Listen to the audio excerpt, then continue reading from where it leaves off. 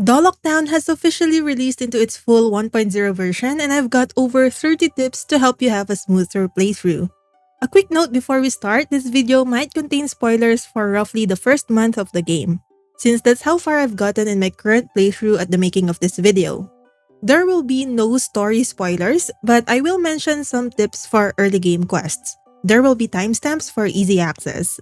I also want to say a huge thank you to the developers for giving me access to a beta copy of the 1.0 version, making this video possible.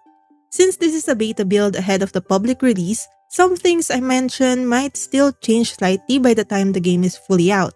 With that said, let's start with some general tips. Rummage through trash cans and dumpsters, especially the large dumpsters. They give a lot of useful items you'll need later on. Just hold on to them for now and keep rummaging as you pass through town. Later, you'll be able to use these items for crafting, or you can sell these items at the junkyard. Some chairs in the game, like the sofa near the general store and the seed shop, lets you sit down, and there will be an option to make the time go faster while getting slow stamina recovery.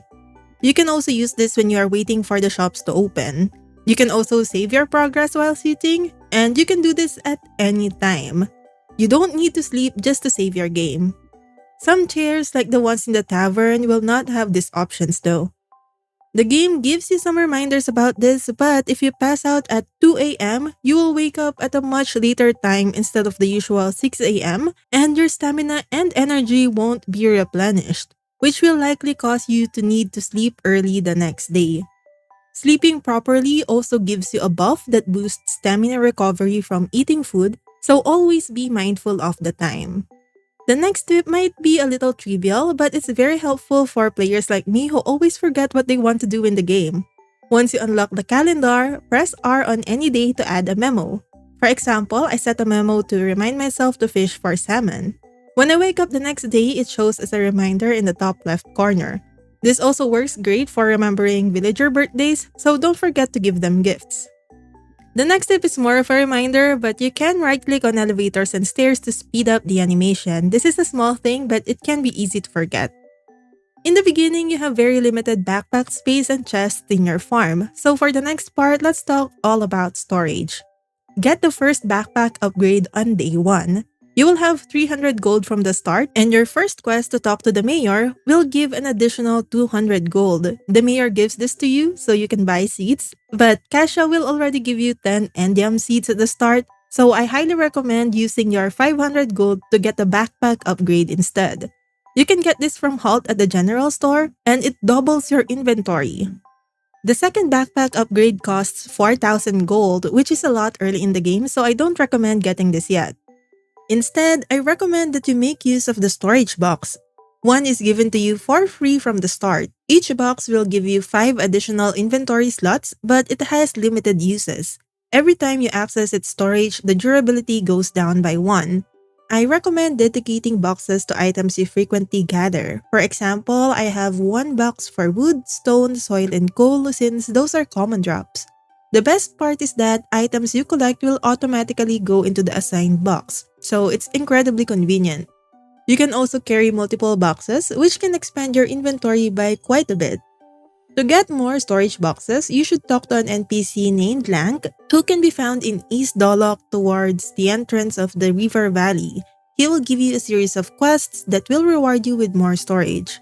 Also, an NPC named Dada sometimes sells cardboard boxes or boxes. She is usually found near the Botanical Research Lab, and her inventory changes daily, so keep checking whenever you see her.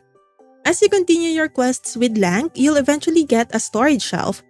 This is huge because putting boxes inside the shelf doesn't use up their durability, but it will allow you to access and rearrange the items inside.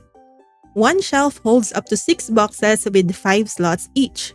This recipe is normally pretty far down the tech tree, so getting one early through Lank's questline is a massive help. As you can see, my farm looks pretty chaotic right now, and to help prevent this sort of thing for you, here are some things you should consider for your farm layout.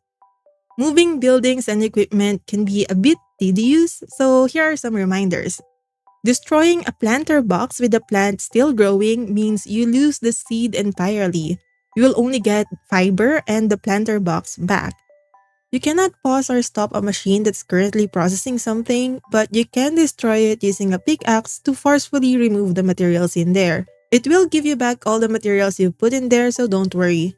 Also, be careful when placing your platforms. If you stack platforms on top of each other, you cannot remove a lower platform until you've removed everything above it first. It's tempting to get creative with the platform layouts, but this makes renovating a nightmare later, unless you're willing to tear everything down from the top. Another thing to consider is that you can place buildings behind platforms and machines, but you will need to have full access to the doorway.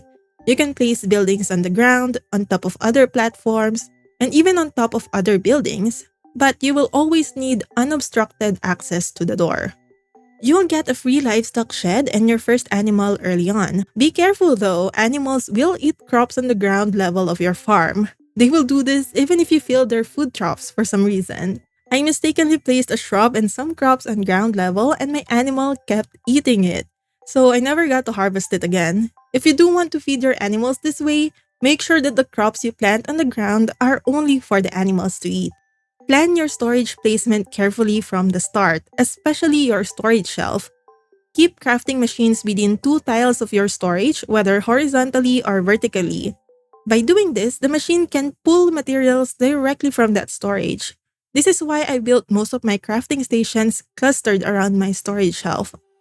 Everything on your farm can be moved. This includes your mailbox and even the cargo drone landing pad. You have a lot of freedom to fully rearrange your farm layout, so make use of this right from the start.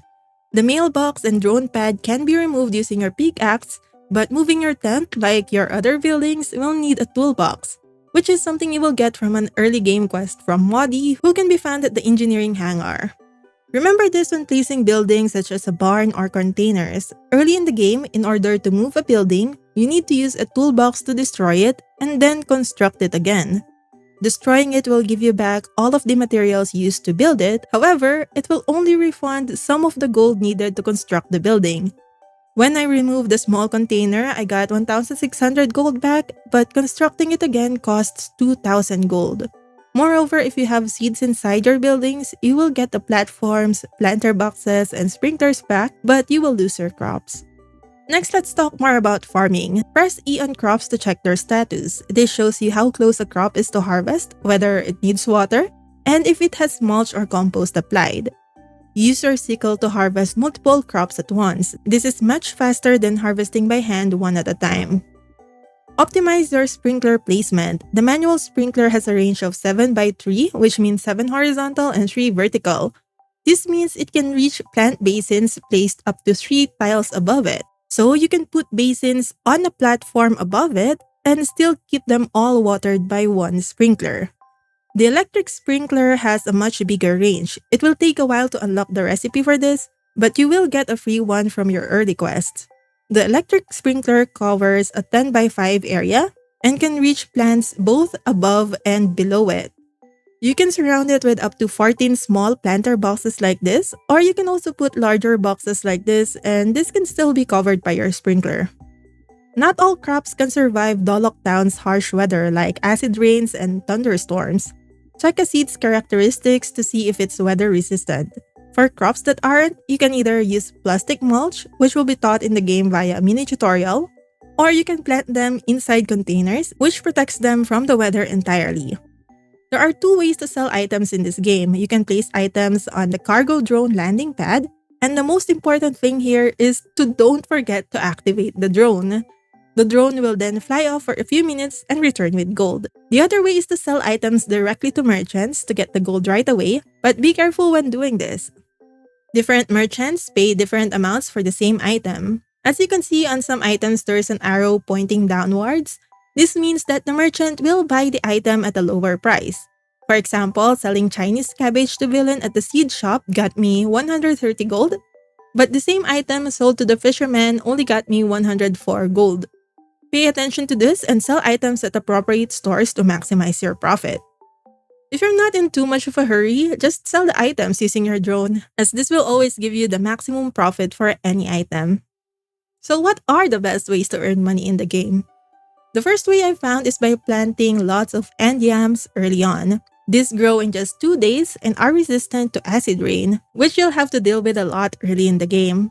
Once you unlock the cooking pot from the life tech tree, you can cook 2 end yams to make mixed end foods worth 110 gold. If you sell 2 end yams without cooking them, you will just get 80 gold for the 2. Keep in mind that not all cooking recipes are worth it. Some recipes will just yield something that sells for the same amount as the raw ingredients. Mixed end food specifically is a solid early game moneymaker. If you want to try selling other recipes, test them first because you might lose profit instead. Chinese cabbage is also a decent crop to plant. It sells for 130 gold each, but I haven't found a cooking recipe that makes it more profitable than selling it raw. It's also vulnerable to acid rain, so it's best if you can plant this inside the container. Another way to earn money is by fishing. Once you receive mail from the fisherman, visit him by the fishing port to get a free fishing rod. I've had the most luck fishing right beside the fishing port. You will catch a lot of kelp there, which sells for 45 gold, along with other profitable fish. The eastern pond is also decent. There you can catch a lot of fourth-eye fish, selling for 55 gold each. However, catching kelp doesn't require playing the fishing minigame, so it ends up being more efficient to spend time at the fishing port instead. Moreover, when it's raining, you can catch a cod at the fishing port, which sells for 170 gold each. Once you unlock the guild, you'll find simple quests from the bulletin board that give gold and items. Some of these are easy to complete, so always keep an eye on it. Once you get your free pheasant and it starts laying eggs, I would also recommend unlocking the pickling jar from the life tech tree and crafting some. Using it, you can process eggs into century eggs. It takes more than a day to complete, but it sells for 200 gold compared to an egg's base price of 75 gold. Now let's talk about where to spend your hard-earned money. There are a lot of upgrades you can do, and most of them will require a lot of money early in the game, so here are the ones I recommend you focus on. First, you should prioritize upgrading your pickaxe and axe. You will need the copper pickaxe to progress through early quests anyway, and I highly recommend upgrading your axe as well. Each upgrade costs 5 copper ingots and around 1,500 gold if I recall correctly, but it's absolutely worth it because you will need lots of stone, ore, and wood for buildings and machines. The next upgrade you should spend your money on is either a farm expansion or a small container based on your needs.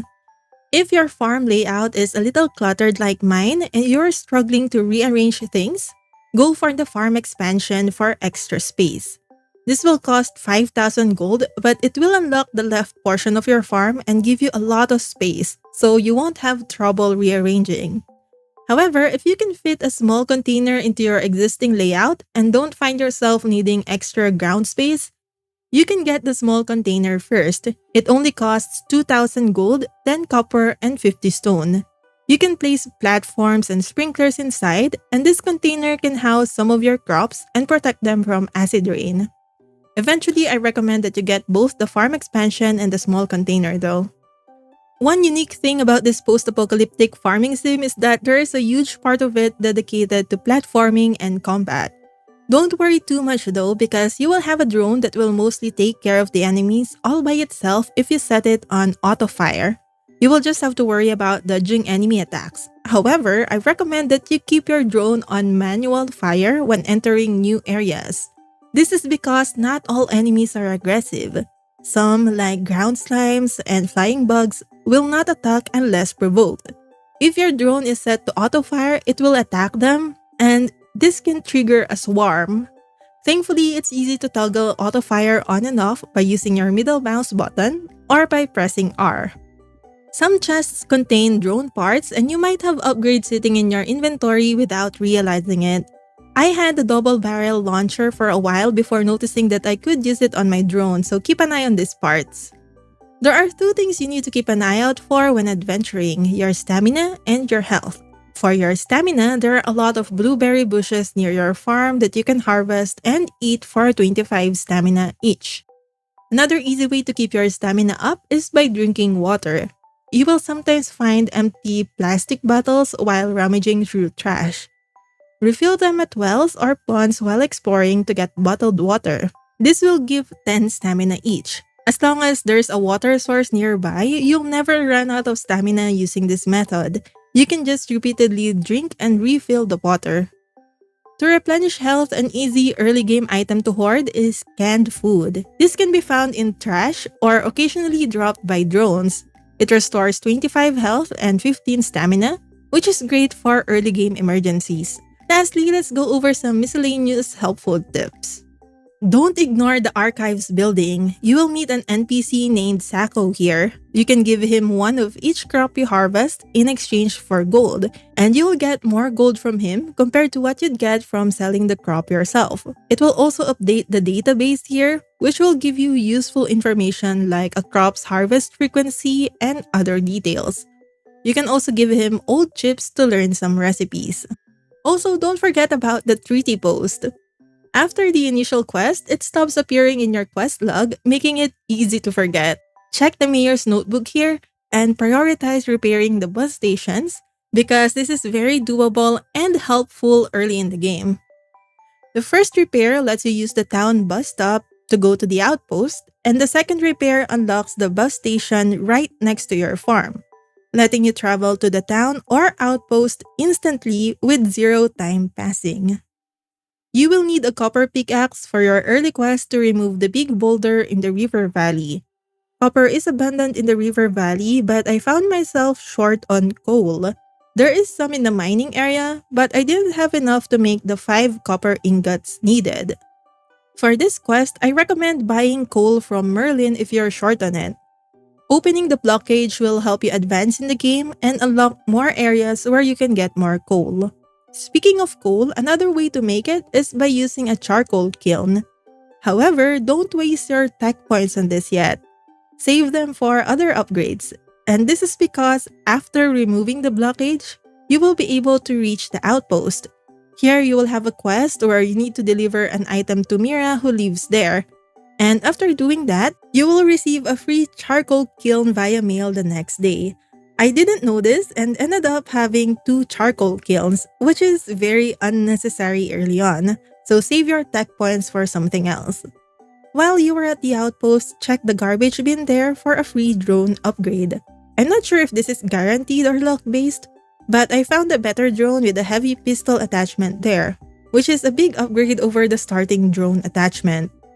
Also, buy a sleeping bag from Mira. It costs 150 gold, which might feel expensive early on, but it's worth it. If you're out exploring late and can't make it home in time, you can sleep outdoors instead of passing out. It won't recover as much energy as your bed, but it lets you keep exploring without penalty. I hope all of these tips help you have a smoother playthrough. If you've discovered any tips of your own, let me know in the comments. I'd love to hear what other players have found. If you want to see more gameplay about this game, check out this next video.